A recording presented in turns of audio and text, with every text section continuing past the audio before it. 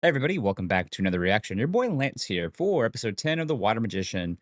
Just me for this episode. Destin is currently out of state. Should be back for shows later on in the week, but we're not 100% sure. With how busy the season is, I can't afford to let shows build up too much. Y'all know the drill. So just get me, unfortunately. But let's just dive in and see what we get for this episode. Yeah, same job. Sure you want the name of your party to be Room 10? 10? I'm gonna write that down. Room 10.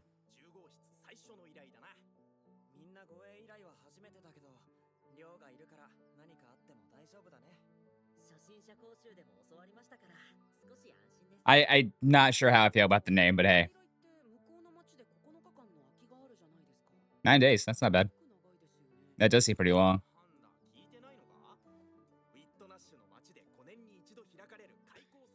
That's why the episode title is Open Port Festival.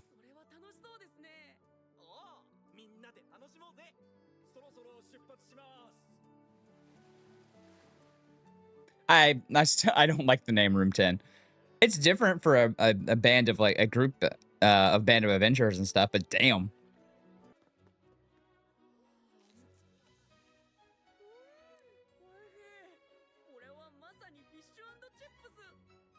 I do like me a fish. Whoa.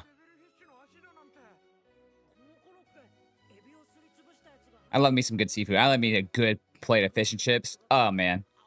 I haven't had a good plate in a while, man.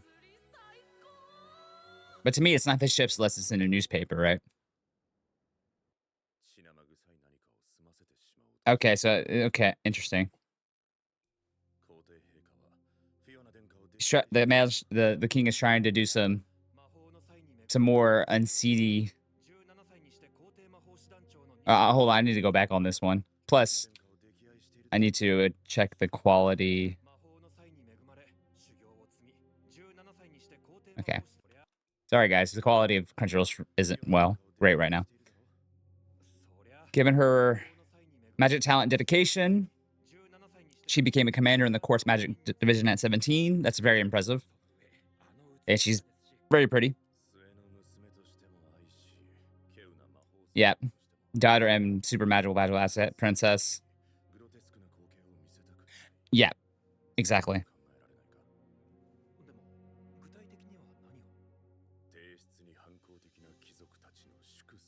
Well, damn. Uh, Conjecture my ass. Oh, okay. She does have an older brother. That would be the one who should inherit the throne. So yeah, I could see why her dad wouldn't want her to see the seedier shit.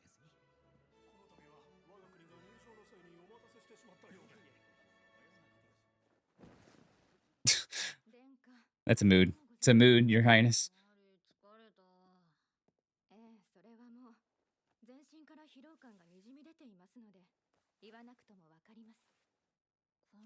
You you would be as well if you have to fucking fit your ass into that damn corset.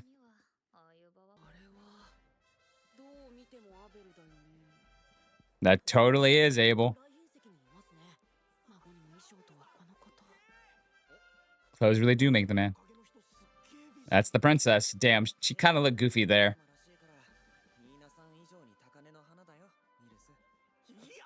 Hey, you gotta shoot for the stars. Shoot for the stars.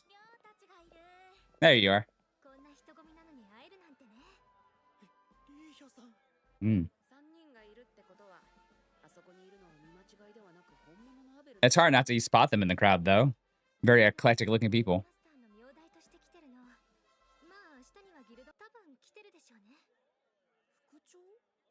The Inferno Mage.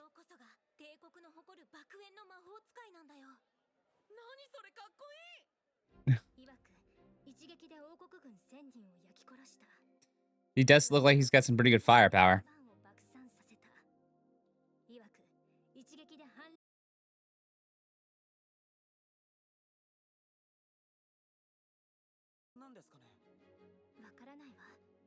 I mean, from what we've seen Rio do, I'm assuming it's true. And that's also fair. better to let sleeping infernos lie, I'd say. Okay, Rio. Interesting. I think they both kind of sense their themselves. Or you can look at it as they were about to trip into each other, but their skills were so good they both like outmaneuvered each other to not collide.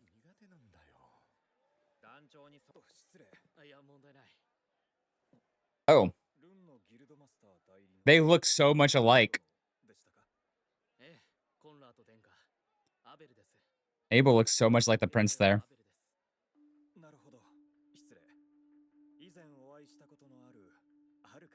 Go on.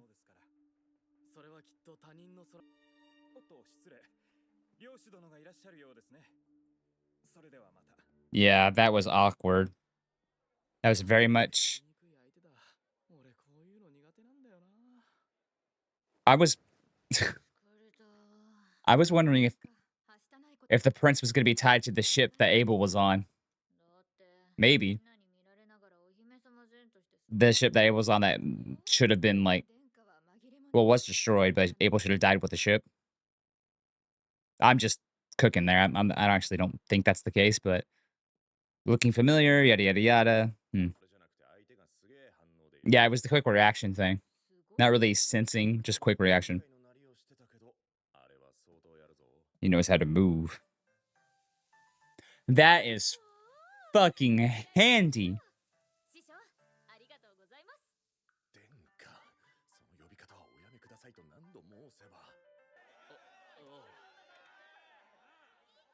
He's gonna miss. It'd be funny if he did. I don't. He'll probably hit it.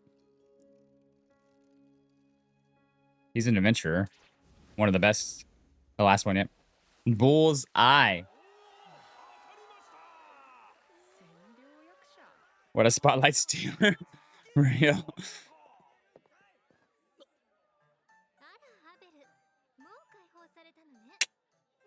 Yikes.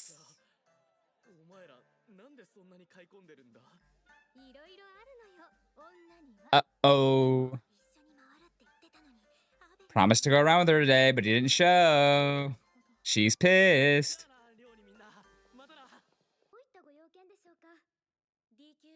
Yeah. Rio didn't bother to tell her he was bouncing for an adventure. Oh, did she find something on alchemy?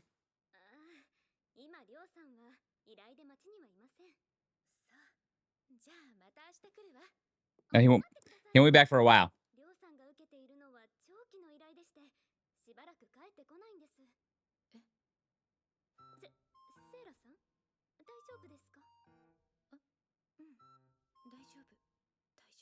No, you're not.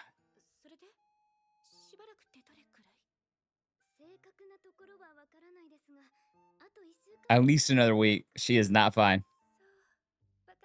Oh. Damn. She depressed. You're starting to look forward to talking to him, huh? All right, we'll see you.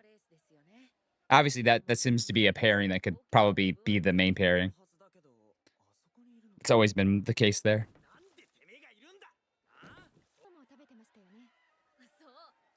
They look good. Not happening.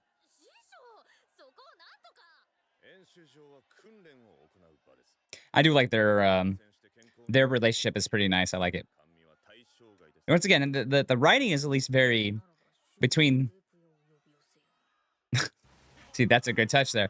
The writing, damn, the writing between the characters is solid, right? I wouldn't say it's the best, but it's solid. It makes me believe they have a relationship. I don't have to question it as much for some other series. Ooh, airship. That looks cool. Airship, that's a boat, Lance. You dumbass. I'm so, like, Final Fantasy RPG coded. Range shooter. That's a cool ass name for a boat.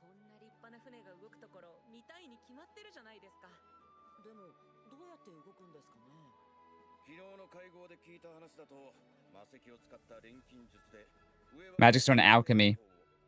So a magic boat. よくわかんないけどすげえな。乗ってみたいね。370 billion florins. Ooh wee. It's like an aircraft carrier. ずっと考えてたんだ。アーベル殿、また後ほど。Our boy gets to speak to girl. Let's go. Oh, guess not. Damn. やっぱ剣がないってのは落ち着かないな。 She would get along with Fiona. 額もあるし、必要ないってことか。Oh, red flag. Y'all have been flagging this shit since the beginning, and now we got people contemplating like something happening tonight. Come on now, they're planning shit. Oh, it's gonna be break, isn't it? 秘宝に魔力が通らなくなりました。 And they said they had a plan. このままだと結界が消えます。なんだと。 It just did.